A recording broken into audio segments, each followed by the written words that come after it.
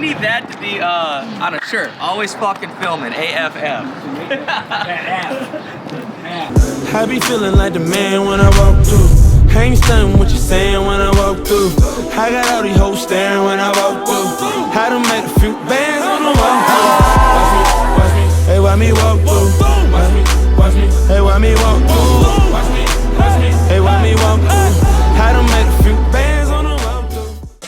What's up, you guys? Before we get into the pod, I wanted to make sure you guys knew it's half off everything on peoplemade.shop. We got a few different types of t-shirts, super high quality. Hoodies are fire. We got 3 different colors. Listen, you know what we stand for. We don't believe anyone is self-made. We believe everyone is people-made. Get some merch for yourself, or how about you buy a gift for somebody that might have influenced you to be where you're at today. Peoplemade.shop. Don't miss out on the drop. When it's sold out, it's over, and you don't know when the next drop's coming. Go get it. What's up, you guys, and welcome back to the People Made Show, where we don't believe anybody is self-made, but we believe everyone is people-made. If it wasn't for the people you talk to, the people you meet, the experiences you had with other people, you would not be who you are today. I'm your host, Sal Sortino. I'm here with my guy.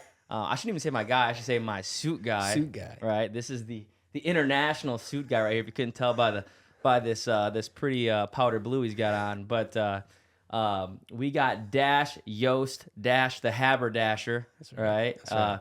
Regional Sales Director. What is the actual title? What is the actual title here at Tom James? I don't even know, honest to God. I really don't. It's like Regional Vice President or something like that. I don't know. Something cool like that, right? Hey, I don't, yeah.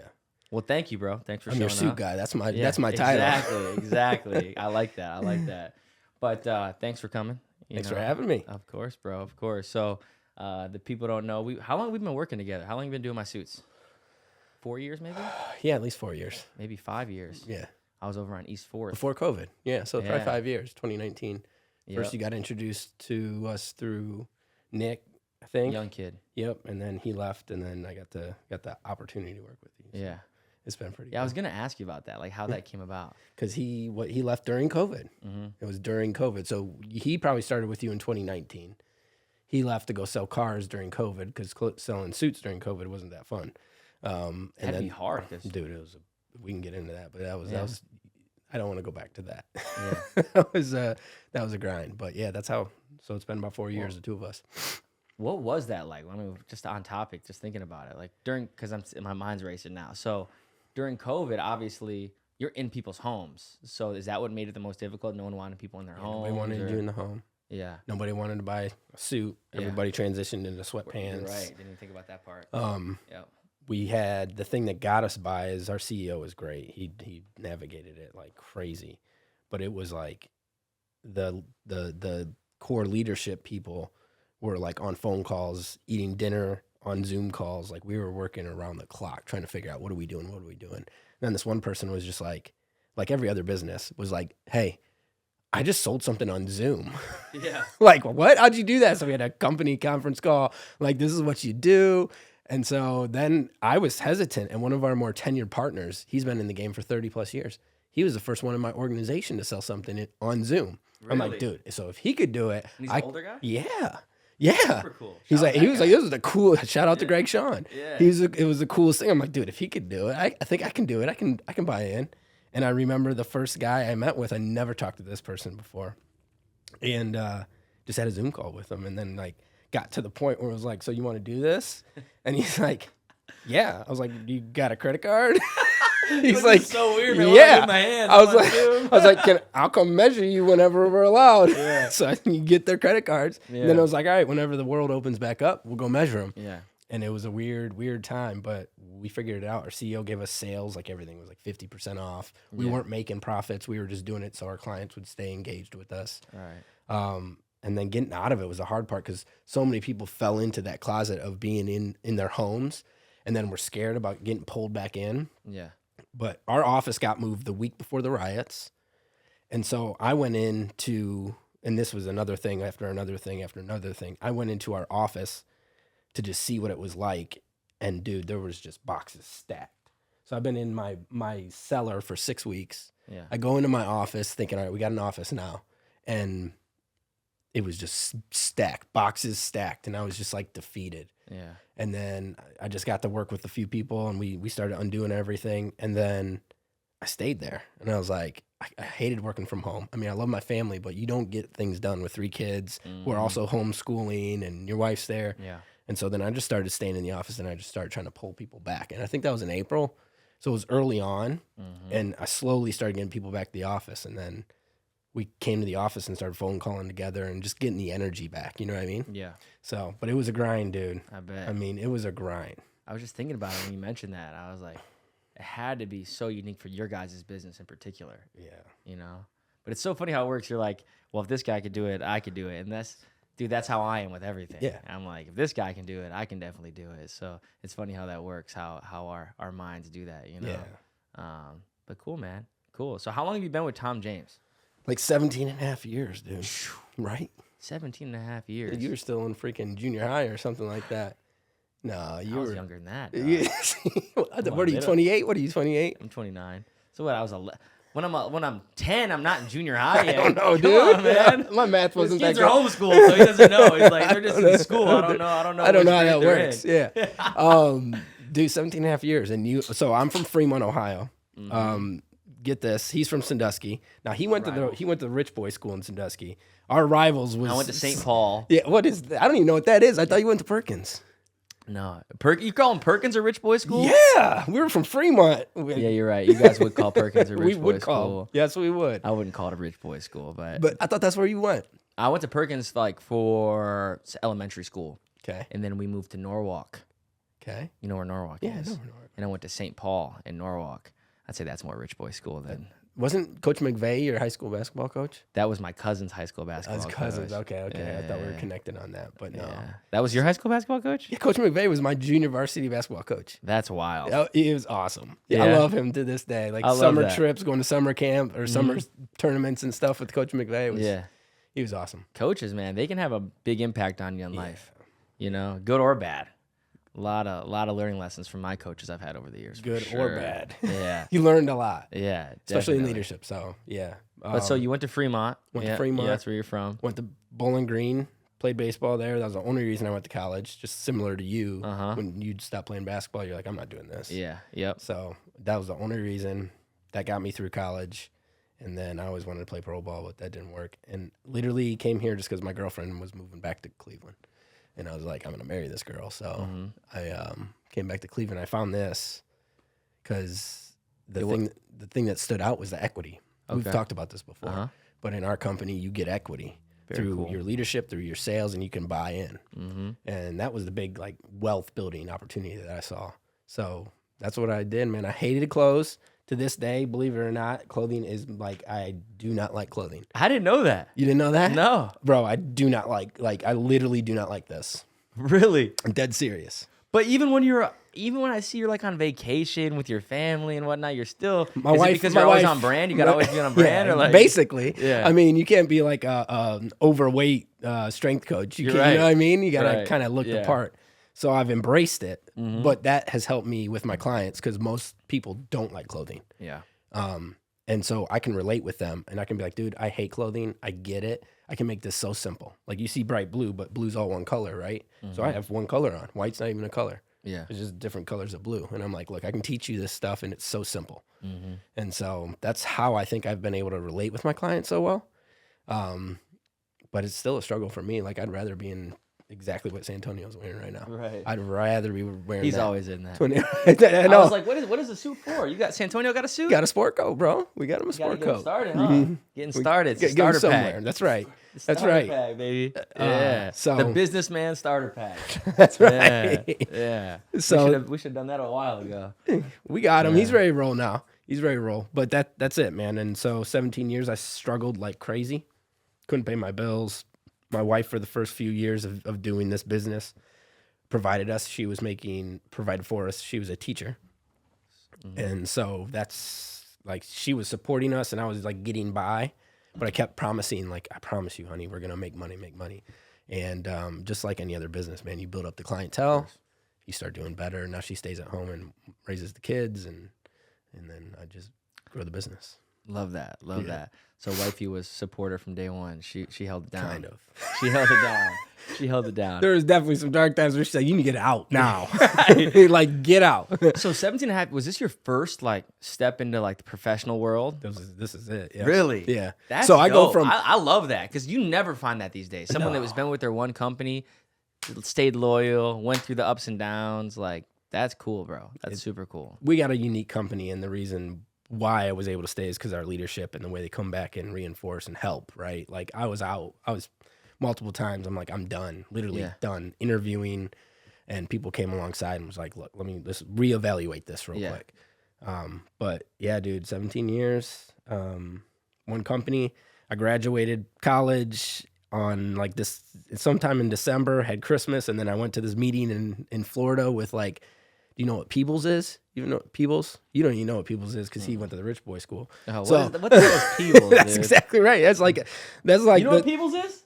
I know what Pebbles is. Oh, see, he didn't. Did you go to a rich boy school? Okay, so don't put it on the rich boy school. Okay, whatever. It's, All right? it's like your introductory to a department store. Okay. And I bought like a shirt in, you know, those shirts that come in a box with like the tie and the shirt all. So you don't know what I'm talking about right now. You never even seen anything like I this. do know what you're talking about because I went to the rich boy school, had uniforms, Uh-huh. right? And listen, I didn't go to no rich boy I was getting the exact thing that you're talking about from JCPenney. Yeah. See, I couldn't even go to JCPenney, so I'm talking about below JCPenney. See, I don't even know then. I don't even know they have that. Where do they even have that in Sandusky? Fremont, Ohio, man. You got to go to Fremont. I'm sure Sandusky has it. I don't think They're probably out of business now. probably. Yeah. So anyway, so I was wearing this boxed shirt and tie combo at this meeting, that's $99 suit, and I'm coming in to meet with professionals, CEOs, and high level executives and business owners trying to sell them. First appointment I ever had, dude, the dude was like, "You want some water?" Because I was so red, I'm like sweating, stuttering through my presentation. Yeah. And I was like, "Yeah, I want some water." I remember another guy was like, he looked like I was doing this, right? And you see my name. He saw like a brand name in there. There was whatever, Kenneth Cole or whatever I had on. He's like, "Hey, you should probably take that out of your suit." And I was like, "Yep, didn't sell that guy." Yeah. But the progression of it was so fun. Like looking back, it's so fun thinking about all those times. Yeah. But like going through it was hell, dude. It hurt so bad. So Was there like a turning point for you? Like in the career, you're struggling or it wasn't going the way you wanted, and then you hit one big client or one client led to a big long referral chain. Was there one relationship? there was one relationship There was. that kept me here. I love that. I'll shout out to him. I haven't talked to Chris Grant in years. Chris Grant was the GM of the Cavaliers, and when I started working with him, when he was the assistant GM, I'm like 1 year in. He called me his rookie because I was messing everything up. Literally, we made this one suit so bad, my tailor tried to fix it and put like extra padding in it. He called it the boob suit. He's like, "Hey, you remember the boob suit?" And he told all his boys at the like organization, he's like, "Hey, this is my rookie. It's all good. He's my rookie." Yeah. And the only reason I stayed, promise you, for the first few years was he gave me Cavs tickets. Really? And LeBron was here. And I'm like, "Look, I'm getting free tickets to whatever game. Basically, I could just be like, 'Hey, you got tickets?" He'd be like, "Yeah." And that kept me that was the thing that kept me here. And at what the was his beginning. position at the Cavs? At that time, he was assistant GM. Assistant GM. Then he became GM. And he was there. He brought Coach Brown back. Okay. But then I got to work with like that circle right there. Like Coach Mosley down in Orlando right now was a good friend, good client before he left the Cavs and went to Dallas, and now he's a head coach in Orlando. But like that was a cool period. I wasn't selling a lot, but that kept me here because I was like, well, at least I get to do this out of it, and it just gave me a little more time to like taste the success as I built my clientele. Yeah. One relationship. Isn't it funny how that works? One relationship. It's crazy. So did he help you get other business too? For sure, dude. He was awesome. He would assistant coaches, Coach Brown when he's here, Coach Lou I made stuff for, and he would just introduce me, and he was trying to help me. He literally was taking me under his wing. Yep. And then I was just I never got good quick enough, I think. Yeah. And so he was at one point he was just like, "Yeah, I think we're done." And I think that's the last time. But we were boys to this day. Like I appreciate him big time. For sure. So. How did that relationship come to you? Like, how did that happen? Cold calling, You're cold calling? and wouldn't stop. Shout out to cold calling. I think people sleep on cold calling. You got a cold call. You got a call, and I just hounded him. I was so bad on the phones, but I never quit. And I could tell you that I remember I got good on the phones probably my second year to third year. I got so good, people either hung up on me, and I would make them mad because I was just like tenacious. And then other people would be like, all right, dude, that's enough. I'll meet you. Come in here. Those probably didn't turn into long-term relationships, but it got me the appointment, right? Yep. And that's how I started. I put in 2,000 names of people who were fit the description of our clients, and I cold called through 2,000 names and cold called and cold called and cold called. And that's how I struggled to get by, but that's how I built the business. So cool, dude. It's so cool, like hearing about, obviously I'm in sales. Right. So just hearing how, you know, the same tactics overlap, you know, from different industries. Whatever the industry is. It's crazy. Because today, and you would be able to agree or disagree with me on this. I'm curious. Younger people coming to work with me, and we don't necessarily cold call right now, but what we're doing can very much feel like cold calling. However, the people that we're calling might have raised their hand that they wanted us to call us. They wanted us to call them. But at the end of the day, people forget what they fill out, right? They don't know. They're not answering random phone numbers. Like, think about now when you get a call from a random number, doop, you're not answering that. No. What are the odds that you answer a random call? Now, we're in sales, so we might answer more than some people, but 9 out of 10 people are ignoring 90% of the calls that come to their phone, right? So you gotta hammer that phone. You hammer it. You hit it from every angle, every too. Angle, like, exactly. I don't, to this day, and I think it's just part of me being ingrained in the way I was raised. Like, if there is an unknown number, I still, to this day, I'm like, oh, bill collector, nope. Yeah. Like, and I'm good. I'm good now, but it's just like in me. Yeah. But I did the same thing with you. We just revamped our training to incorporate everything. So you're not just cold calling. You cold call, then you text, then you email, then you come back to the cold call, then you follow up text, and you find what way does Sal want to communicate with me. Is he someone old school that just wants to talk to me on the phone, or is he someone who only replies via text message, or is he someone who's email? Or if it's like my wife, she won't text me back, but if I go on Instagram, she'll hit me back real quick on Instagram with a message. Yeah. So it's just, you got to find their way, and you got to incorporate all the methods. Yep. So yeah, for sure. Do you guys have scripts or no? We have scripts, yeah. We have dialogues for sure. How do you feel about those? Did you write those or no? Someone else wrote those? Someone else wrote them. I feel good about them. I've rewritten them. Yeah. But rewritten. They didn't do any better or anything like that. So it's like, keep it simple, man. Have the script, slow down, just go through it. The first objection is not even an objection, because the thing that we teach is like, say, if you go into the store and you walk into JCPenney, here we go. Nowadays, you're going into Saks or you're going into somewhere else, but someone walks up to you and says, "Can I help you?" What do you say? If they say, "Can I?" They're like, "Can I help you?" Sure. Yeah, I'm looking actually to buy. I'm looking for T-shirts. That's not the answer I was looking for. Okay. But you go into a store, San Antonio. Did you say no? Yeah. No? Don't. Your first reaction is like, "No, I'm good." Okay. I usually will tell them, "Where the hell do I go?" That's because you're effective and efficient. Yeah. But most people are like, "No, I'm good," and then 5 minutes later, they're like, "Oh shit, where'd that person go?" That's true. Right. That's true. So that's the first no you get on the phone is like, they don't even know what you're talking about. No, thank you. That's just the immediate response. Yeah. So then we just teach them the first objection is just that. They didn't even catch what you said. Go back and slow down. Walk them through it again. Then the second objection is more of a seek to understand thing. And then the third objection is like, okay, evaluate kind of thing. And so your whole objection with the phone call is just to get them to make an appointment. Just book an appointment. Yeah, because that's a win. When you hang up the phone, you guys are clapping, high five, and if you get the appointment, that's all we want is the appointment. Yeah. Right. Make the appointment. Yep. And then when you're talking about in-person closing, right? What for your guys' business are you guys taught to like? Are you teaching to hard close? Like, what are you teaching people? Like, I'm just curious of what you're teaching people when it comes to their closing with the client, because it's just so different, right? My business in terms of sales, where we're selling mortgages, insurance, or real estate is a little bit different. But let's say insurance, okay? We have to show the value, right? It's all about the value, right? That's how we can get a closing. Here's the value. You need to understand it.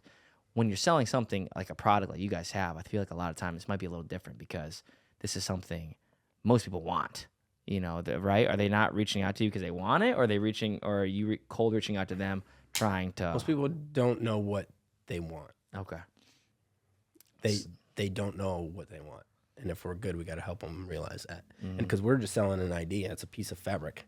And then they're like, I don't know what that's going to look like on a suit. And we're like, dude, trust me, it's going to look fantastic. Yeah. We evaluate. We seek to understand. I go in, we're going to build rapport. I mean, if I'm just like giving you the cheat sheet, I'm going to build rapport in less than 5 minutes. I can do it in 30 seconds. I just get the energy right. Yeah. And then I'm just going to go say, how can I help you? Yeah. What do you struggle with? Why'd you give me the time today? And I'm literally just going to listen. And if you're a good listener, sales tip, there's a 4-second rule. So I'm going to ask you a question. Sal, how's your day today?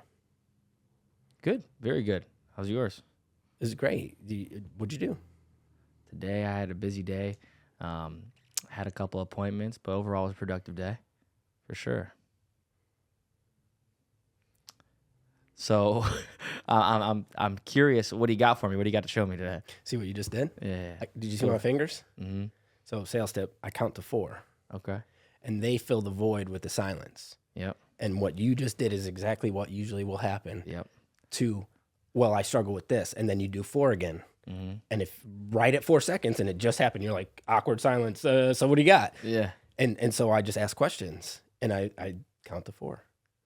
Because I knew I need to not listen to respond. I need to listen and let them thoroughly think out loud. And when you do that, man, people will just tell you like, yeah, I could really use this, and this is what I struggle with. And I'll ask more probing questions. That's my process, dude. And then I'll revert it back to you. So I do the rapport, less than 30 seconds. We do what we just did there, but I'll dig and ask more questions. And then I'll just be like, so it sounds like you struggle with time, number 1. So I'm here. Number 2, you don't like the way things fit, and you're sick of seeing a black and a blue suit everywhere. So what I'm feeling like you could use some help with is a suit up to date that fits you. I'll take care of everything, all the running. How's that sound? Sounds great. Cool. Let me tell you just a little bit more about us, give you a little bit more establishment of what we are and where we come from, and then we can look at different fabrics and stuff like that. But first, stand up and let me measure you. And I'm going to measure you because physical touch. You learn this in car sales all the time. They'll teach people to reach over and touch someone's hand, or just physical touch builds trust. So I want to measure you, give you the experience of like, wait, this is unlike anything else I've ever seen. Yeah. This is like more measurements than my wife's wedding dress. And they're like, dang, this is crazy. It's kind of in depth. And then you have more trust because you're touch and feel. And then boom, it's just like point and shoot. What do you want? Right. So that's kind of how we do it. Makes sense. Discovery. Makes sense. We didn't really. I just called you my suit guy. Why don't you tell the people like exactly what you do in terms of, all of the things clothing, right? Everything. I mean, we'll do shorts. We have joggers. It's basically a Nordstrom. I don't want to use any competition, but I'm gonna, because it's like a Nordstrom come to you, but everything's basically made for you, except for your shoes. Yeah, we got your Gamos and your Johnson & Murphys or your Allen Edmonds and Zelly and cool things.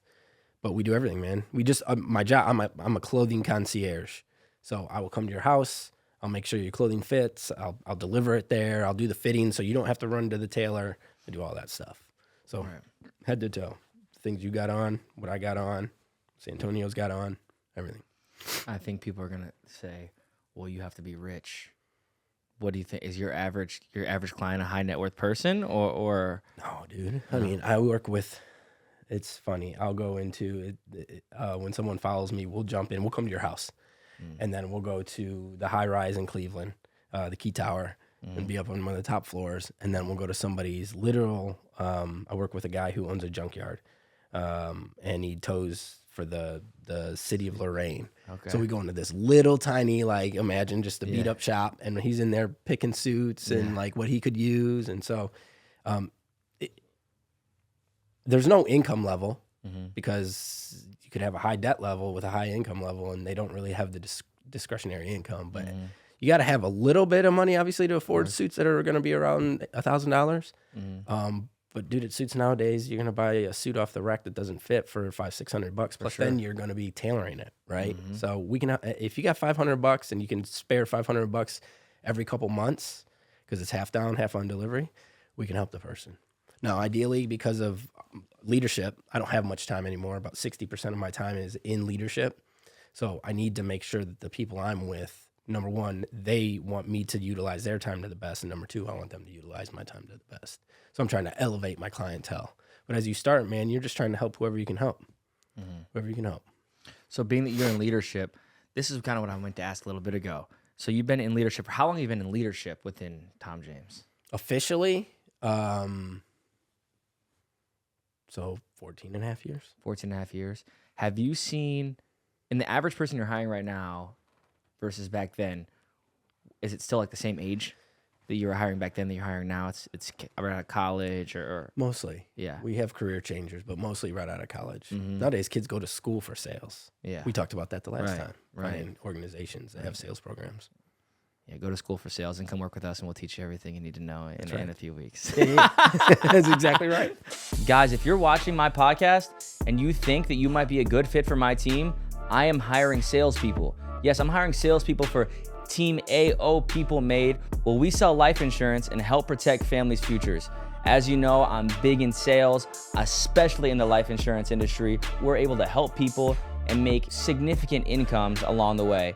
If you think you're a good fit, click the link in the description and request an interview, or click the link in my bio and request an interview there. I look forward to talking to you. So the people you're hiring 14 and a half years ago versus today, right? Do you see a big difference in like the younger people's maybe ability to pick up the phone, or do you think they're worse on the phone, better on the phone? Like, do you see, is there a major difference, or is it very similar? I'm just curious, because 14 and a half years, you know, it's a different generation, right? So I'm just curious. I think there's more hesitancy to pick up the phone. Yeah. Because they're so used to this. Texting, emailing, social media. There's a bigger scarcity of like, oh, I don't know what's gonna happen am I gonna get like stabbed when I pick this thing up? Like, am I getting cut? What's gonna happen? We call it the 1,000-pound phone. You know, like, oh my God, right? Yeah. But you just get them in there and you get them comfortable with it, and you work through that. But there is definitely a difference there. There's definitely some little differences in how we teach, and like right now with this what we're seeing with this age group generation, we got to be so structured. Their whole life they've been like structured from start to finish, like whether it's like travel, sports, and schooling, and everything's just structured. And if you give them at the young age right out of college too much autonomy, they don't really know what to do with themselves. And it's like, we're of the old school. It's like, bro, just go walk into an office and like introduce yourself. Right. Like, do okay, it. how do I do that? You got to do it. And then when would I do that? It's Yeah. like, just go in there. Yeah. But they need to know, like, hour by hour, this is what I'm doing, and it really frees them up for creativity, because otherwise they're just like, I don't know what to do with my hands. Yeah. I don't know what to do with my hands. Yeah. More so than ever, I think the expectations have to just be so detailed and outlined, because if people don't know what's expected of them in and even things that we think are common sense, you know, you're just not going to get the result that you think you should get, right? With these younger people, I've realized being in leadership, not everyone's going to be a me, not everyone's going to be a you, but those people still can be successful in sales. It's just they might need a different type of structure, a different type of outline to what they're going to be doing. So I agree with you 100%. You gotta hold their hand for a lot more than we think you probably should. It is, man. But you have to. yeah, but it's a necessary evil. You know, it just is what it is. The world we live in. The more that this cell phone takes over, the harder it's going to be. So that's why people, I think right now, that are getting in sales and becoming really good at it are going to be able to make a lot of money for a very long time. Because I just think the younger generations are just getting, as they're coming up, are getting weaker and weaker and weaker in terms of their social skills, which is absolutely going to lead to opportunity for certain individuals, without a doubt. So I think so for sure. I harp on it with my kids. Like, I'm like, listen, guys, I don't care about results right now, but I care about your work ethic. Like, I'm teaching you right now how to work hard, and if you can work hard, I promise you're going to be above 95 to 99% of the rest of this world. You're already there. And then our kids don't have cell phones, and they hate it every day. Like, even their friends ask, hey, when's Easton, my oldest, when's he getting a cell phone? I said, maybe when he's like 16 or 17. Yeah. And they laugh, and my son just looks at me because he knows I'm dead serious. Yeah. I'm like, you're going to thank me. Yeah. And you're going to have a better life, because he's going to be taught how to socialize, how to communicate with adults and people in authority, instead of just looking at his phone nonstop. Plus, he's going to be able to use his creative brain as a young kid. Like, okay, well, I can't look at YouTube, so let's go do something like we used to, right? And so yes, there's a big part of that right now that we're trying to overcome and trying to learn ourselves. How do we develop that? For sure. I think that's awesome. As like I'm not a parent, but from the outside looking in, just because I think you can mold somebody to be a certain way. Like when I think about my childhood was built for me to be in sales. When I think about it, my mom used to force me every day, right? She'd say, before I go to school, I have to compliment somebody today. So when I went to school, I would be looking, because I knew my mom was going to ask me when I got home who I complimented today. So I'd tell like a girl she looked nice, or tell someone I liked their shoes, right? And those little things like that just gave me the confidence to approach people. Right. I'm talking about every day. She'd make me do it, and she would put me on the spot about what I said. And for the longest time, I would just ignore it until it got to a point. It's funny, I've never even mentioned this to her. I'm just thinking about it right now as we're talking about this. Let me get this. Yeah. So for the longest time, I just ignore it, like not complimenting anybody, even make something up probably and say I said something when I didn't. But then I started like realizing I would give a compliment in my head, right? Like you walk by somebody and think they look nice, right? Rather than just keep it in your head, I would start saying it, which automatic. It just starts giving you people skills, building rapport, which ultimately leads to you being a better salesperson, right? So there's so many things about my childhood, just being exposed to all walks of life, which I talk about a lot. Having my brother who's special needs, being around kids like that, being around black people, white people, Hispanic people, rich people, poor people. And that was completely out of my control. That was just the environment I was in, thanks to my parents, right? And the life that they gave me, right? But I think if other kids had that, which it's impossible to give everyone the same experience that I had, but if they just were exposed to more, it's all about exposure. I think ultimately it's going to lead to more successful people in the real world, because these kids are just becoming so sheltered, But I wanted to ask you, because I just touched on my childhood. So do you think your childhood had something to do with you being such a, I think you're, and I only see you in kind of a work capacity. We haven't really hung out like as boys. I can hang. I'm too old now, dude. I'd be hurting. But you seem like such like a personable, like kind of extroverted, talk to people kind of guy.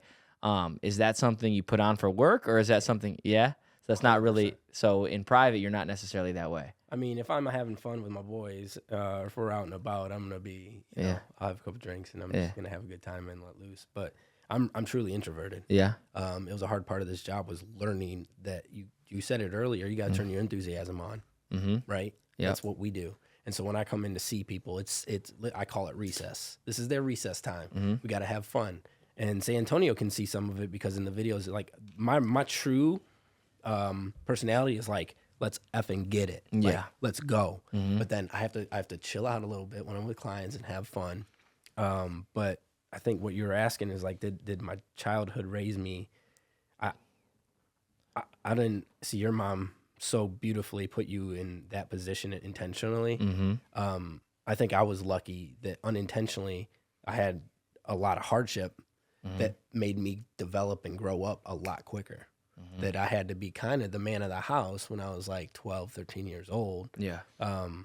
And all of that just developed me into being able to take on responsibility and accept it a lot quicker and more and things like that. So for sure, I think I just like to touch on people's childhoods, because I think it has an impact on you no matter what, right? Like the name of the show is People Made, right? There's a lot of subconscious, experiences you had when you were a kid that affect who you are, and I had a very diverse upbringing, but it's cool to hear. I think for the audience to hear other people who, like you said, you had to become the man of the house at a young age, and there's probably someone out there that can relate to that, that might not be where they want right now, but to know like they see someone, another person that had it like that, and now they're killing it at what they do. So I always think it's cool to touch on. Yeah, the wealthiest people in the world are self-made. Yeah. Everybody thinks that it's came from generations. And of course, there's a very small percentage that have generational wealth that just continues. But the wealthiest people in the world are self-made. And they usually, if you pinpoint it to exactly what you're saying, you go back to their childhood or upbringing, they had hard things. Yep. They had hard things they had to deal with and navigate at a young age, which taught them the way the world works, because it ain't stopping. Yep. Yep. And I'm going to cut you off and tell you, though, they might be self-made on paper, but if it wasn't for those experiences you're talking about with the people in their life, That's exactly right. they wouldn't be who they are. That's why we say they're people-made, not self-made. People-made. Yeah. They're people-made, not self-made. Yeah, but right? self-paid, people-made, No, self-paid, no, baby. those people are paying them. That's going on the T-shirt, the next T-shirt. People-made, self-paid. Don't get it twisted now. That's You right. know? But it's good or bad. Like a lot of people would look at the way I was raised and they'd be like, man, your father this or your dad this or your, you know, whatever. To me, it was like, hey, my dad taught me everything because he showed me, and we used to joke about this when he was still alive. I was like, Dad, I'm gonna do everything different than you. Mm-hmm. And he would literally look at me and go, great. Yeah. You're gonna do great. And that was like, and I'm so grateful for him and thankful for him that like that's the way I saw everything. But we communicated that at a young age. I was like, I'm just gonna do everything different than you. He was supportive of that. He was. I love 100%. that. I love that. He knew all his mistakes. He knew Yeah. everybody knows their mistakes. Most people don't have the balls or the gumption to Yeah. come out and be like, yeah, this is where I'm imperfect. Uh-huh. But he was very like, yep, I'm not good here, and you're exactly right. You're gonna Wow. make it. That's Wow, what he that's- would say to me. And Even then if- go back drinking and Yeah. start drinking and not stop drinking and not Yeah, but working. even what a lesson I can tell just by you talking about it. What a lesson that was. You know what I mean? Forget he might not have had. I don't know. I'm just being assumptive, but he might not have been the best in certain things. But just the fact that he was able to take accountability and tell you that, I think that is one of the hardest things about life in general and being a mentor to someone is being able to admit when, you know, you're doing something wrong, right? Maybe the most important piece. So that probably was a major impact. Just him having that support for almost your discomfort in being that way, right? I think that's an admirable thing. I don't think a lot of people would own up to that. That's right. And Yeah. then what they'll say is like, I have brothers and sisters, and I'm not even near as successful as you if you look at it, but Well, and success is a very right. I Yeah. have a rich life, and Yeah. I very much am very blessed with Mhm. the financial and everything that I worked really hard for. But Mhm. you could take two kids, two twins, and raise them in the same environment, and they both respond completely differently, right? Mhm. So it really comes down to the individual and how they're responding to the people and the situations and everything. They could see the same exact thing and say F that person, or you could see the same thing over here and be like, okay, thanks for teaching me that. Exactly. We talk about that all the time. 'Cause I think more so now than ever, I'm just very conscious of how I look at things. And I think it's really been kind of enlightening for me just to try to look at everything with a positive light, like literally everything. You know, it's hard to do that. Very hard to do that. But if you can somehow train your brain to do that, there's no doubt in my mind that the outcome of your life is going to be 1,000,000 times better. 1,000,000 times better. Because listen, we all go through things in private that we can look at and be like, and harp on and be negative about. Why me? Why this? Why that?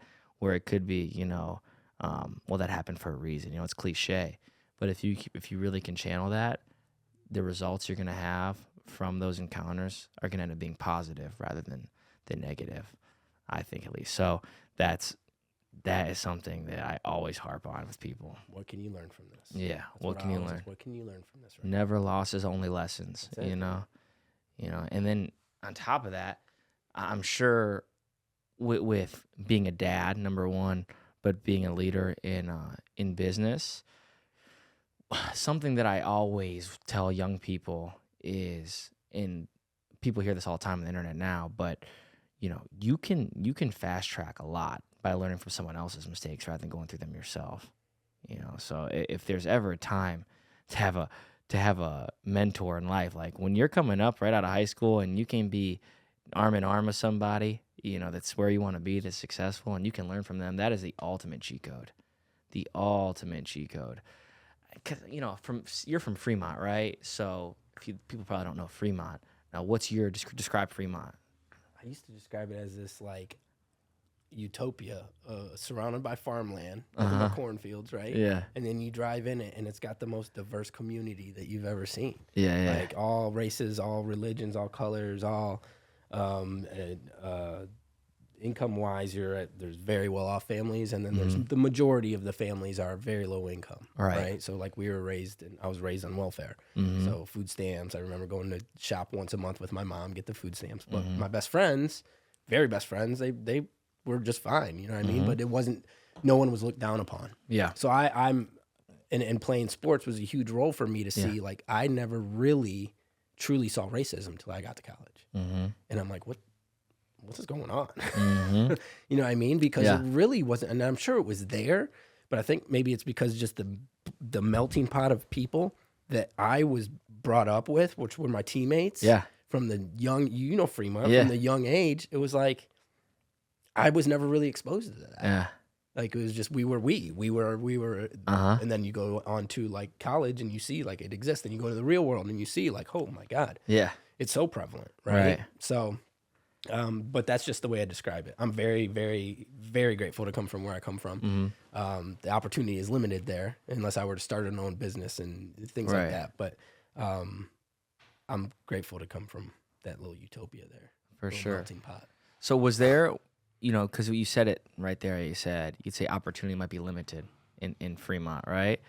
Was there someone that when you were a kid that you looked up to, or someone that like inspired you to want more, or did that not come till later? Well, Charles Woodson's from Fremont, right? So you look at Charles and you're like, oh my God, you didn't even know what you had in front of you. You just, everybody on Friday night was like, all right, let's go watch. How old's Charles Woodson? Charles Woodson graduated in 1996, so he graduated 6 years before me. Okay. So you grew up like in middle school, like in junior high, watching him, like it's full-on celebrity. Yeah. Right? And they're like, just don't kick it to him because he's going to take it to the house. And they would kick it to him. I love that. That's so dope. Why'd you do it? Yeah. And it was just so cool. So you have that from an athletic standpoint, and seeing and dreaming big, and seeing that, wait a second, like that there's a real possibility that I could achieve something great. I think my my little league baseball coach, Jack Rhodes, he has passed away since, but I just was his son that summer, and for summers following, it was like I went to his house. I went grocery shopping with him. I got my first manicure and pedicure because he lived in California for a while. And he's like, "You've never had a manicure or pedicure?" I was like, "No, why would I ever do that?" He's like, "Let's go." That's some girl shit. Years old. Yeah. I'm like, "What is this shit?" Yeah. And then literally, like, oh, this is nice. Get my hands rubbed on. He's like, just wait and watch and see how many girls comment on your fingers. Yeah. And you're like, okay. Yeah. And sure enough, but he was a big mentor. I had many coaches mentor. My boss, Tom Wilslegel. So I used to pitch tents from the age of 15 and work at his moving company from 15 through college and whenever I could. And man, he just took care of us, dude. Like financially and just making sure we had a job and support. And to this day, he's one of my favorite like people. And there's more people, man, but just there's all kinds of people along the way. Yeah. But there's certain ones that stick out. Yeah. For sure. And that's what the reason I asked that is because I feel like a lot of these kids or younger adults that grew up in cities where there's not a lot of opportunity, and it is, a lot of low income and a lot of just, I don't even know, poverty, I guess is really the word. They don't have real role models. Even being that Fremont might not have had the most opportunity, you still had role models, people to look up to. You're exposed to successful people. I think my biggest thing right now is when I look at these younger kids is some of them are not exposed to anything in terms of success besides what they see on the damn internet, So that's why they all want to be TikTok stars or rappers or athletes, And it really just, every time I talk about this, it just reminds me more that I really want to somehow get involved with these communities because there's just not enough exposure to real life success within high schools. I don't think. I think high schools push college on you so hard, and there's nothing wrong with college. Like college can be a major advantage to a lot of people. However, there's just not enough talk about what's really, really out there, right? When I think about all the most successful people I know, I'm talking about people making tens of millions of dollars or multiple 7-figure, 8-figure, 9-figure, even 10-figure people.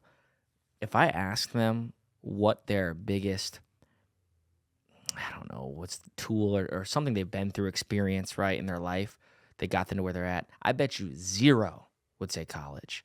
Zero, not one of them. Some of them went to college, but none of them would say that was their biggest advantage to achieving what they achieved. Probably zero, right? And it's not that I'm knocking, higher education, but I just think there's not enough exposure to opportunity that's really, really out there in these high schools, specifically in lower income communities. These kids just think, oh, I'm either going to go to college to get a good job, or I'm just going to be on the streets, like doing something I shouldn't be doing, or just barely getting by, which shouldn't be. I don't think that should be the That's what I mindset. see. I think it was. I think Yeezy was on. Do you listen to Ed Milet at all? Oh, I know who he is. He's sharp. Sharp. Ed Milet's the man. I've listened to quite a few of his podcasts. Yeah. Not as religiously as I'd like to be honest. I actually really like him. So every Tuesday there's a new one. But I think Yeezy was on there, and to speaking to what you're talking about, it was. Now he's big into business, but what he did is just an evolution of getting out of his circumstances. And the first thing was, the most successful people in his neighborhood were on the streets and dealing. And then all he saw on like TV was sports or rap. And so then he went to the streets, and then because he started doing well in the streets, he started being able to kind of afford like to get into the rap game, and then got in the rap game. And then he realized in the rap game, the money's not really in the rap game, it's in the business side of things. So then he got and evolutionized his whole way of thinking. But the first step was, Johnny over here on the streets is doing well. I see that, I'm gonna go do that. Yeah. Right. But it's a sad way to be like, right. And it took him going through all the way to be exposed to the business the next side. thing, and then the next he wasn't thing. exposed to the business until he got closer to it. right. Which it shouldn't be that way. Like you said, it should be. You should be able to be exposed to that without having to go through that path. You know. But that's dope though. Kanye West was on Ed Milet's. No, that was Yeezy. Not Yeezy. Oh, sorry. Not Kanye West. It was Who's he talking about? who's it? Yeezy. Yeezy's Kanye West. Oh, he's got the Yeezy man. Hold on. Sorry, you're gonna have to cut that shit from. No, there's a. Yeezy's Kanye West. Who's the rapper? Did you not think he was talking about Kanye West? This how Yeah. old I am right I'm now. thinking like that's crazy. Kanye West, he's on fire right now. Jeezy. Young Jeezy. Man, you gave Young Jeezy a lot of credit there. No, Use what you gotta use. Jeezy, Yeezy, they flow together. They flow together. Yeah, no. That's just showing you how old I am. Young Jeezy, I think, was really known for being like he's known for, like all his raps are about dealing cocaine. Yeah, but then he was having people come after him while he was a rapper like this, he's big time, and he's worried about his life and everything. It was a great podcast, man. But then the evolution of how he got out of that and all of it. Yeah, So I don't know. It's just, exposure is everything. For just sure. like you're talking about. And I didn't have any exposure to a lot of things. You were lucky you had some things, but you weren't exposed to everything you're doing nowadays. right. And I agree that how do we teach young people there's more to life than what you're seeing right in front of you. You know For what I sure. mean? For sure. huge. I always say I was exposed to people that I was exposed to all walks of life, so I was able to pick and choose what life I wanted, right? So I was able to say, that's the guy I want to be like. I don't want to be like that guy. I want to be like that guy, So I was able to say, nope. I want to be like that. How do I get to be like that, right? Luckily enough, it was my grandpa who was an immigrant who built a life for himself that I thought was amazing. So having that close to me, I think, was the ultimate advantage. Never got a handout, but I was just exposed to what was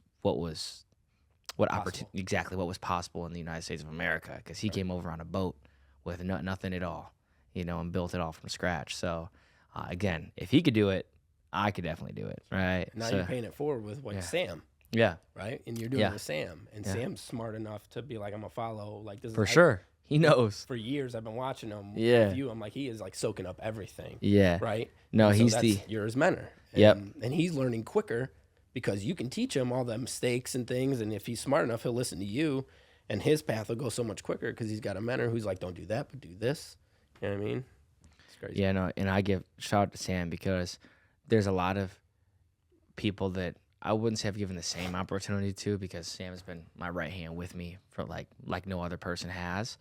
But I have given other people opportunities to do exactly what what he's doing right now, and his result is 10 times better, and he deserves all the credit for that because he's the one that's putting in all the work. You know, he puts in work that other people just simply can't touch. You know, he's grinded. I can only imagine where he's going to be in 5-10 years. So I mean, shit, look at you. So you're only 27? I'm 29. 29? Yeah. See, it's the second time. That's how old I am. But people don't realize that, yeah, you look young and successful, but then you've been in the game for over 11 years. Mm-hmm. You put that 10,000 hours in, and the success starts happening. But they're like, look at this 29-year-old. You're like, dude, I started when I was 18. Yeah. I got in the game early. Yeah. And so he's now doing the same thing. He'll surpass you probably. For sure. Hopefully, that's the goal. right? Yeah, That's hopefully, for sure. But that'd be sick. I would love that, you know. You know, I always tell him, you know, I'll buy the jet, he can buy the yacht, you know. Rent the jet or buy it or whatever you want. Whatever. No, I want my name on the side of that motherfucker. Right, so, do you it. know. Just take me on. We'll do a suit appointment on the jet. Yeah, there we go. That'd be good content. Speaking of content, right, we share the same damn camera guy. That's right. You introduced me to San Antonio. Yeah. Like, hey, man, can I get you? Can I use you? You're like, yeah. Yeah, hit him up. Hit him up. He's the best in the He is business. the best, dude. He's the best. absolute He's great person too. More importantly, my dog. That's right. That's right. But so you mentioned your kids are homeschooled. I thought that was interesting. Not homeschooled. Oh, That okay. was during COVID time. I got you. We sent them to a school to socialize. So. Got you. I thought that was interesting. So where do you live in Ohio right now? Out in Perry. Perry. You ever been out there? Nope. I know San Antonio has. We had some drinks in the back porch, but Yeah. one day you want to come experience a different world. Come on out there, man. We'll go in the golf cart and we'll drive around. It's out in the country or what? Kind of. It's not as country as Fremont was, but Yeah. it's smaller than Fremont was. It's past Mentor, Okay. past Paynesville. Mm-hmm. It's the next little town. Gotcha. But we did just win the state championship in like D4 or 5 football. So, I mean, kind of putting our name out there. Oh shoot. So you got to. Shoot. Yeah, that's where my wife's from. That's why we live there. It's great schools. There's a power plant. It pays for the schools, state of the art. That's why I'm glowing a little bit as the power plant. But, you know, life's short. You never know. Oh, man. But beautiful schools. That's why they're there. And my wife's Italian family is like, I got in a 3-mile radius, there's 18 of them. They're everywhere. The Italians, the Italian man. family. There's always dinner. There's always wine. There's always good food. Yeah. There's always Food. dessert. There's always dessert. Yep. Breakfast, lunch, and dinner. There's dessert. Dude, there's always food and there's always new babies popping up all the and they time. get passed around like a football. Everybody just passing. You see us in Yeah. in church, man, they're just handing babies off behind them forward. It's like, Crazy, man. When you go to Italy, they say all you do is you mangia i baci, mangia i baci, right? Which means kiss and eat, kiss and eat, kiss and eat. Because these lifestyle. Yeah, exactly. These Italians are kissing, they're making babies, and they're eating good. They eat you know? good, dude. They eat good. So that's the thing about the Italian culture. They eat good and they make a lot of babies. You know? I love it. Like Yeah. at first it was loud. Yeah. I was like, why is everybody talking so loud and over each other? And then you just learn to like, they are my family. So Yeah. that's pretty cool to be a part of that culture. For sure, for sure. So in your spare time when you're not working, what do you like to do? Oh, I'm coaching baseball. I'm game here in a little while. So Yeah. I coach my son's travel team. I coach my daughter's travel team now too. I work out in the mornings and read and do my more personal stuff, and then that's it. Yeah, you got to work out. Stay in these suits, man. Yeah, I gotta you stay better tell lean. them. Like, I hate to put myself on blast here, but you know, how many times have I gone up in measurements in the last 4 years? Well, you're like, I'm not gonna change them. I'm not gonna change my measurements. I'm like, I think it's time. Dude. Yeah, it's like, it's time, dude. You can't keep, because I'm just always like, listen, I'm gonna order a new custom suit, but I want to get it to my old measurements because I'm gonna work out to get back into shape. And I have been working out. I think I've gotten a little bit better, just so you know. You're starting to get a little older, so the food game's got to be on point. I know, the food game, the diet shit. Shout out to KJ, my trainer, right now. He's trying to get me right so I can fit into all these suits and keep them coming. Because I refuse to go up again, just so you know. Good. Refuse. And let's order more because that's called accountability. There's a salesman coming in. I'll get this suit for you today. Yeah, I like that. Maybe we could start that trend. You're trying to get in shape, buy a suit that's 2 sizes too small from Dash. That's right. It's the perfect. I'll measure you now, but you can't be gaining any weight. It can't be gaining any weight. We might measure you now and actually take it down inch, so it's your reward for once you lose the So weight. when it comes in, you're like, did I lose any weight? Yeah. And then if you didn't, you're just fucked. You're like, well, it's yours. That credit card was already charged, brother. Hold on, swipe. All right, we're good. So, No, yeah, that's funny. Yeah, for sure. But that's funny. That's cool that you're you're coaching Little League Baseball, especially because you said, one of your mentors, somebody you looked up to was your Little League coach. Yeah. So hopefully you can be that to some of these kids. Yeah, we'll see. We'll see.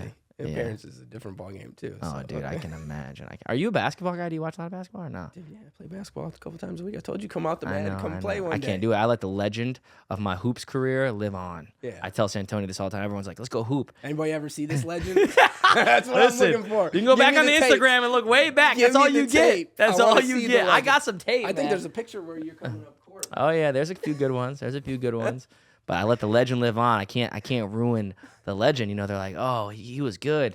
If I go out there and I make a fool of myself, then the legend's kind of it can get ruined. I can't let the legacy be tainted. Living your life out of fear, man. Go out there, you're scared. Oh, you're no. scared you're gonna get hurt.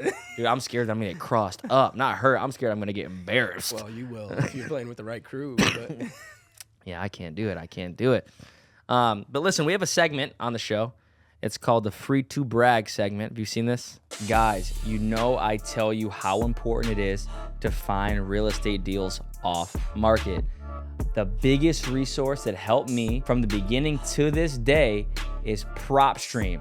PropStream is going to give you so many tools and resources to help you find deals off market. I'm talking about data, I'm talking about systems, I'm talking about everything you need in one place. Click the link in the description or in my bio for PropStream to get yourself a 7-day free trial. Every day during that 7-day free trial, my team is going to be giving you a complimentary webinar explaining all the benefits to this software. You do not want to start investing in real estate, especially trying to find off-market deals without PropStream.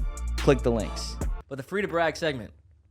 So our audience is all about embracing people's success, right? We want to hear about people's successes, people's wins, and we know we all try to be humble, and we don't necessarily brag about a lot, but this is a safe space, man. Is there something you've done over the last few years, recently, whatever it might have been, that you're really proud of? It doesn't have to be something. It can be something materialistic that you bought. It could be something you've done for somebody, something that you're proud of that you haven't necessarily told everyone that you've done, that you'd be willing to share with us. and I'm not just telling you, I'm telling like everybody. Telling everybody, baby. I gotta think about that because I want to be smart. There's a couple things, but I don't know how Come on. Karen I want to be. Come with on. some.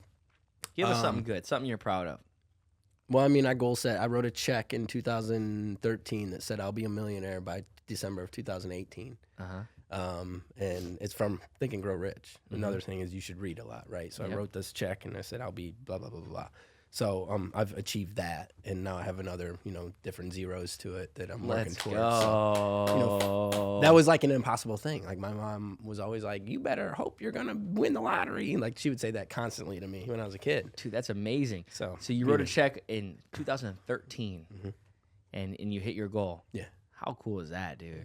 Now we moved the goal up. You bumped the goal up. Love that. What did that feel like, hitting that goal? That's so sick. Was- That's the best one yet. That's surreal. It was surreal. So it's like Jim Carrey did it. If you I saw an interview. He said it with like David Letterman or something. Yeah. He It was talked like about Oprah or something like that. Yeah. He wrote a check, and then that's when Dumb and Dumber happened, and Yeah. that's how it all happened. But that originally comes from the book Think and Grow Rich by Napoleon Hill, and he talks about doing that exact thing. And on the check, I wrote for sales and leadership services, right? And so that's a cool, like, I guess if we're open to brag. But there's so many other things, like other people's success. My wife, should I answer it? Yeah. No, It's up to you. no. I can Does get she know yelled you're at. on here right now? No, she doesn't know that. Oh my gosh. You want me to answer it? And see Answer what it. we get. Answer it. Hold on. You never know what she's calling about. So there's that. But like honestly, that's an individual thing. I think my son right now is like slaying baseball. We've worked so hard on that. And here's a good story. And I was telling somebody, he's only 11, but he's into his own right now. It's like I won't tell him how good he's doing, but I'll tell him, hey, you just keep working hard. You'll keep getting better. But when he was 7, he was the little buck, last hitter, outfield on a bigger kid's team. And I just kept telling him, we're going to work hard, work on the right things, the right habits, and everything else will come together. And so now he, for the past few years, has been working. This has been the year where he's literally catapulted. I'm talking, he hasn't given up a hit yet. And like, this is travel ball. Pitcher, hitter. He's hitting the ball hard and far and consistently. And so that's fun successes. I can brag on my kids a little bit, right? Of course. And then my team, like to see the people that you talking about the hard times, the original core people when I made this transition in 2014, where I was like, I'm not quitting anymore and I'm gonna give this everything I got. The core people that I hired during that tenure of time before COVID hit, their success right now is like all the stuff we talked about in 2014 and 15, which was like hundreds of thousands of dollars, the houses, the babies, the weddings, your team of 5, 6, however many people you want to develop. And it's like the reality of like 10 years ago to now with them and their successes, that's pretty sweet. Super cool, dude. Yeah.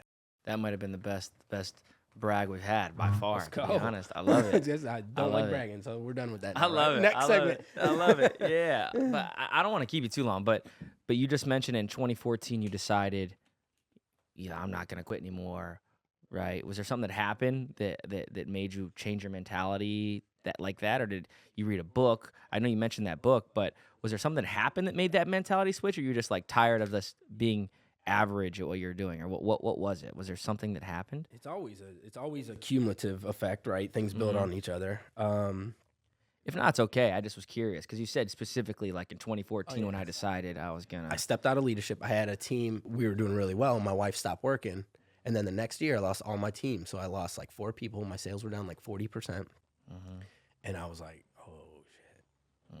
And then I quit. I stopped leadership. I started interviewing. I was working from home before that was a thing. And then the company started, people from the company just started calling me and said, can we meet? Can we meet? Can we meet? And I was like, you don't even know me. The number one salesperson, who's one of my best friends now, was just like, bro, this is hard. Let's meet. And I was like, okay. So we met. And all these people just started trying to help. Then I got into coaching. And I'll say this. I wasn't in direct leadership at the time, but I started coaching other people in the company. I was like, let me see if I can actually do this. And it was clicking. Everybody I was coaching was doing so much better. And I was like, man, I know I can do this. And so it started with me getting help from others, and then I went directly into helping others. And then it gave me the confidence that, man, I can do this. And I think that was the click. And then I was just determined, like, I'm here. I'm gonna take full advantage of this. So it was really other people helping you. That's really what it was. And then me going directly into, that's literally the cycle. People came to my rescue, and then I was like, okay, let me help some other young kids who are struggling. And I went into coaching them. And then it was just like that full circle brought everything. So getting help and then helping others, and then it just clicked. That's no BS either. That's exactly how it happened. That's a cool story. Yeah. That's a super cool story. But cool, man. So you mentioned a book, Think and Grow Rich. Other books or podcasts that you'd recommend to people that want to improve their life, whether it be sales, life, whatever. This podcast, People Made, get on it. Let's check go. It out. I like that. Number one. Come on now. I like it. Ed Milet, dude. Every Tuesday he's got a new one. Every Thursday he shares just him off the cuff. Dude, I literally have like a library now because I read like religiously. I knew you did, so I just was curious. Even for myself, what would you recommend for me? I think there's Mindset. If you haven't, from a coaching standpoint, there's a book called Mindset by Carol Dweck. Anything by, why am I'm on the spot. This freaking light makes you sweat. What's going on? No, this gets you the good lighting, man. This make you look good on camera. Yeah, hopefully. Hopefully it does something for me. Leaders Eat Last by Simon Sinek. Any of Simon Sinek's books are so good. He's got The Infinite Game, Leaders Eat Last, his first one, which was his biggest one. Any of his stuff, Think and Grow Rich by Napoleon Hill. John Maxwell's got so many good books that are like just so timeless and true. I don't know, man. I would definitely say Think and Grow Rich. I would definitely put Simon Sinek up there if you're in leadership. I would say Mindset for anyone who wants to excel, to understand a fixed mindset versus a growth mindset. Those would be a few places that I'd start. Dope. And you think these books that you're reading directly affected your productivity, your performance, or 100%. Yeah? I at the beginning of the podcast was like, how often do you pause to reflect and to inspect? So I do that I inspect every Sunday night is my inspection time. And so what I've come about finding is that whenever I'm not reading, and usually I don't catch it in time, I'm just like, man, why am I struggling so much? And then I'm like, maybe a month at this point, which is a long time now. But back in the day, it was like 3 months, or it might be 4 months. And I'd look at my numbers, and I'm like, I'm just struggling. And then I'm like, oh shit, I didn't read anything since that day. And my sales just started doing this. And whenever I was just influx with good information and things that I can take into the day, it literally, it just, our old CEO said he made more money per hour reading books than he did going out and doing his job. That's so crazy. A lot of the people I look up to in business, a lot of them recommend reading. And I'm embarrassed to say this on camera, I've never read a book front to back. I would say the internet, podcast, social media, I've learned a lot from. I can't imagine what type of productivity changes or whatever might happen from reading books. Like I'm excited to implement that because that's like number one on my list right now of things I want to implement, and it's reading every single day. You would be nuts. I mean, just the way you go and the way you operate, like that would be like you on steroids. Just because your brain would be getting so much more clarity on how to approach certain things. And it's crazy how we read in the morning, and then that day, like it's like the first thing that happens to you is like, oh, I literally just read how to handle this shit. Yeah, for sure. And I think, just reflecting on myself, I think I'm a good implementer. I think a lot of people get the knowledge but don't implement. I think I'm a good implementer. So I think, and I swing the bat, right? No doubt about it. Everyone knows about me. I'll swing the bat if I hear something I like. So I think if reading would really be a game changer for me. Dude, I really do. You would, if you're not reading now. Like you said, it's all, if you look up to your mentors. Yeah. And they even recommended, I'm really ADD and it's hard for me. So they introduced me to Amazon Audibles. Yeah, I listen to Audible all day long. Yeah. All day long. Yeah, so I've been thinking about really diving into that a little Think bit Like more. a Monk is a really good one by Jay Shetty. Or if you want to dive into something fun, go into Green Lights by Matthew McConaughey. Yeah. Just really, really pulls you in. Yeah. Really good. Yeah, I'm going to hit you up about some recommendations when we leave. But I do want to point out, because I keep looking at it, and it reminds me of, you've taught me a lot about clothing. Let's go. Okay, you really have. You should. You're the haberdasher, right? Yeah. So I jokingly, poke fun sometimes at people that have suits now. See how your buttonholes are undone? Yeah. See that, guys? That's how you know when it's a custom suit, right? When the buttonholes are working, when it's a good one, right? Because all these other ones are sewn in and you can't open them. So I'd mess with people sometimes. They're like, yeah, the girl's boyfriend, the buttonholes don't even work on his suit, man. You need a new man. You need a new man. You got to make sure them buttonholes are working. Come on now, that's the these stretchy shirts. Those are fire. Yeah. I think I have one of them with the pink buttons. Yeah, we did do that. That's right. Yeah, that coat's my favorite. That whole fit is fire. I'm excited for this green one though. It might be my favorite. Money green. Yeah, I'm excited. I'll get this going for you too. The baby blue. We'll get you one of those. Baby blue. I might want a baby blue like checkerboard, something loud. Yeah, I can do that. Yeah, I know you can. For you, I'll do that. So one more thing before we go, I'm just curious, right? So you said COVID happened. The guy that brought me in, Nick or whatever his name was, I was a referral from my grandfather, I think, maybe, or somebody. Yeah, he made your grandpa's sport coat. You took over. So he was working for you? Was Nick working for you? He was working with someone on my team for one of my directs, yeah. And then you took over, you started working with me. Did you know anything about me at all coming into it? He just said, this is a cool cat. You'd really like him. That's why I got the opportunity to work with you. Yeah. And then at that point, if I was like not a real buyer, right? If I was like, I bought one, would you have passed me off to somebody else? There probably would have been a good chance that you would have got passed off. I was thinking that. So I was thinking that. Then he's like, but then I would have shot myself. And he's like, oh man, he shows up. He's like, this guy's got Ferragamo shoes, Gucci shoes. He's got a Rolex. What are we doing this low end stuff for, man? You're just talking about going to buy like Tom Ford. I'm like, dude, just get an Oxford suit. Like you can get Tom Ford, but get one of our best.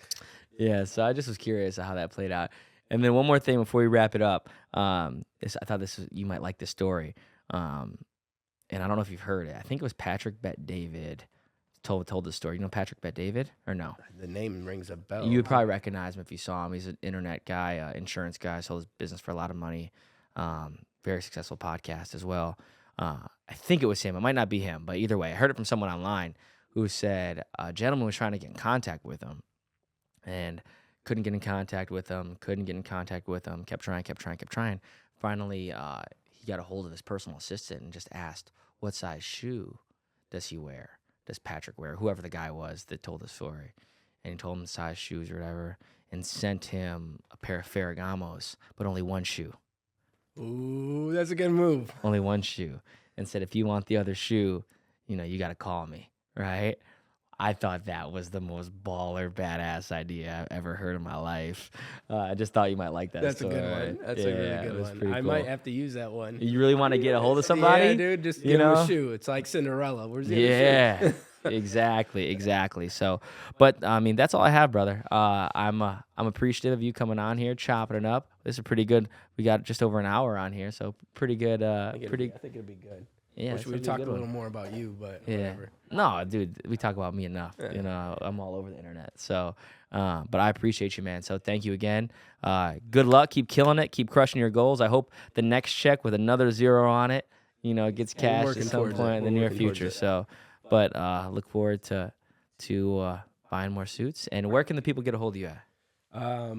Instagram, I'm Dash the Haberdasher. You can email me at d.yost@tomjames.com. Or DM LinkedIn. us and we'll put you in contact with yeah, you we'd too. love to So help. we got you covered. This is your new suit guy. So hit us up. Appreciate you, man. Peace.